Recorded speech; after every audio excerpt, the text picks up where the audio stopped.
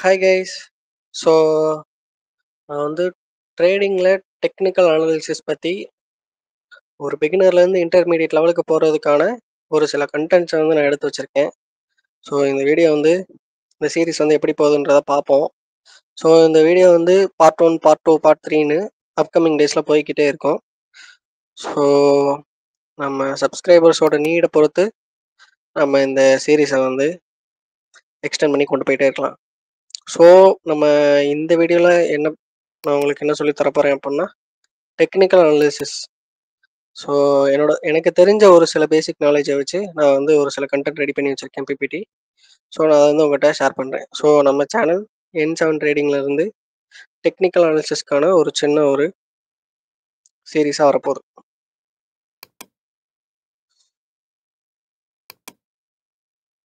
So இப்போ நம்ம இந்த டாப்பிக்கை என்ன மாதிரி கொண்டு போகலாம் அப்படின்றத வந்து இங்கே லிஸ்ட் பண்ணியிருக்கேன். ஸோ நம்ம வந்து ஃபஸ்ட்டு ஷேர் மார்க்கெட்டுக்கான இன்ட்ரடக்ஷனு, அப்புறம் என்ன டைப்ஸ் ஆஃப் ஸ்டாக்ஸு, அப்புறம் டெக்னிக்கல் அனாலிசிஸ்னால் என்ன, அப்புறம் இன்ஃபார்மர்ஸ்னு ஒன்று இருக்குது, ரூல்ஸ் ஆஃப் ட்ரெண்டு, அப்புறம் எந்தெந்த இடத்துலலாம் நம்ம படிக்கிற டெக்னிக்கல் அனாலிசிஸை வந்து அப்ளை பண்ணலாம் அப்படின்றத வந்து பார்க்கலாம். ஸோ இந்த பிபிடிக்கு பார்ட் 2 இதே பிபிடிலே வச்சுருக்கேன். ஸோ இதை வந்து இந்த வீடியோவில் கவர் பண்ண முடியுமான்னு தெரில. ஸோ அப்கமிங் பிபிடியில் வந்து அப்கமிங் வீடியோஸில் வந்து நான் உங்களுக்கு இதை வந்து கவர் பண்ணுறேன்.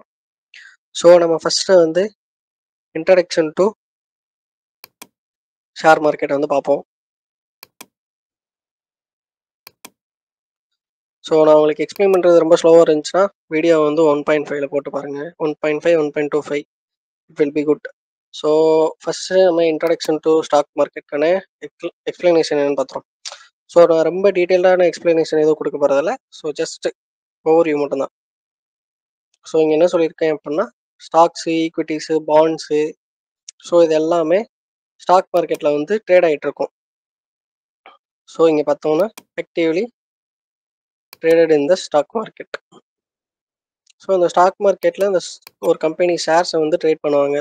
பை அண்ட் செல் பண்ணுறதான் நம்ம வந்து ட்ரேடுன்னு சொல்லுவோம்.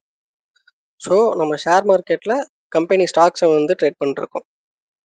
ஸோ அதுக்கப்புறம் என்ன சொல்லியிருக்காங்க அப்படின்னா இந்த ஸ்டாக் மார்க்கெட்டுக்குள்ள இந்த ஸ்டாக் மார்க்கெட் வந்து ஒரு கம்பெனிக்கு எப்படி ஹெல்ப்ஃபுல்லாக இருக்குது அப்படின்றத பாயிண்ட்டு தான் இது.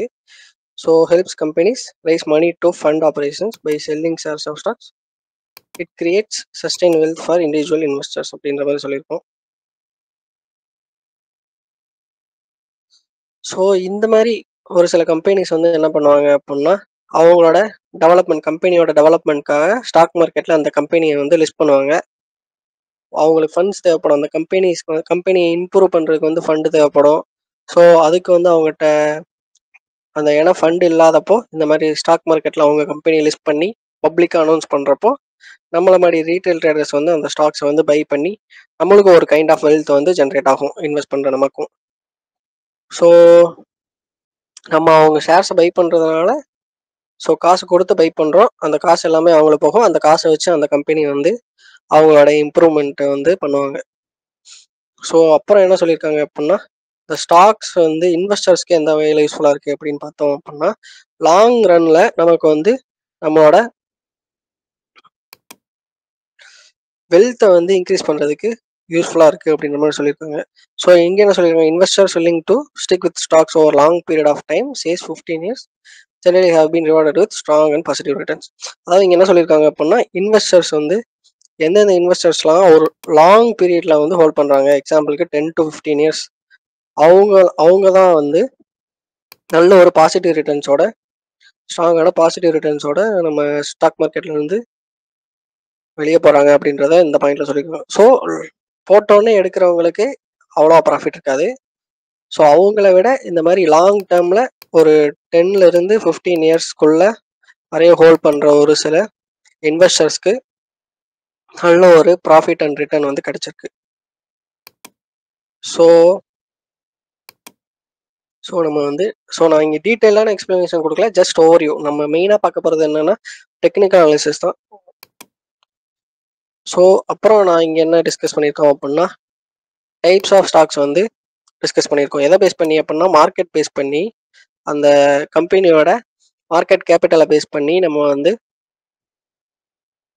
டைப்ஸ் ஆஃப் ஸ்டாக்ஸை வந்து கிளாஸிஃபை பண்ணியிருக்கோம். ஸோ ஃபஸ்ட்டு பார்த்தோம் அப்படின்னா லார்ஜ் கேப் ஸ்டாக்ஸு, அப்புறம் மிட் கேப்பு, அப்புறம் ஸ்மால் கேப் கம்பெனிஸ்.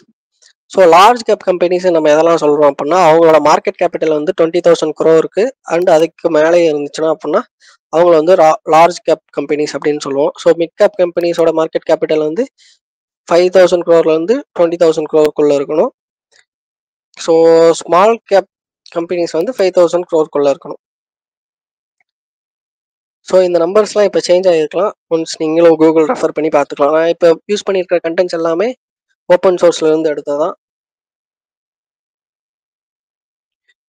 ஸோ இதுதான் 3 types of stocks. So large cap கம்பெனிஸோட ஸ்டாக்ஸ் இருக்கும், மிட் கேப் கம்பெனிஸோட ஸ்டாக்ஸ் இருக்கும், ஸ்மால் கேப் கம்பெனிஸோட ஸ்டாக்ஸ் இருக்கும். ஸோ கேபிட்டல்னு பார்த்தோம் அப்படின்னா இதெல்லாம் சேர்ந்து வந்துடும். மிஷினரி, பில்டிங்ஸு, அவங்க ஓன் பண்ணியிருக்க வெஹிக்கிள், அவங்க கம்பெனியோட பேட்டர்ன்ஸு, காப்பிரைட்ஸ் எல்லாமே இந்த கேபிட்டலோட இது எல்லாமே சேர்ந்து தான் இந்த கம்பெனியோட கேபிட்டல் வரும். ஸோ நம்ம வந்து நெக்ஸ்ட்டை பார்க்கலாம் என்னன்ட்டு. ஸோ டெக்னிக்கல் அனாலிசிஸ்னால் என்ன அப்படின்றது வந்து இந்த இதில் சொல்லியிருக்கேன்.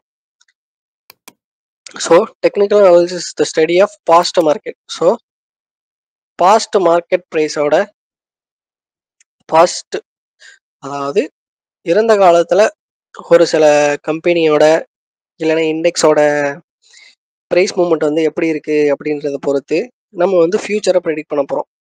So action to what the market might two in the future. So இதுக்கு முன்னாடி மார்க்கெட்டில் இந்த ஸ்டாக்கோட ப்ரைஸ் எப்படி இருக்குன்றத பொறுத்து நம்ம வந்து ஃபியூச்சரில் இப்படி தான் இருக்கும் அப்படின்றத வந்து நம்ம கெஸ் பண்ண போகிறோம். ஸோ இதை தான் நம்ம வந்து என்னன்னு சொல்லுவோம் அப்படின்னா டெக்னிக்கல் அனாலிசிஸ் அப்படின்னு சொல்லுவோம்.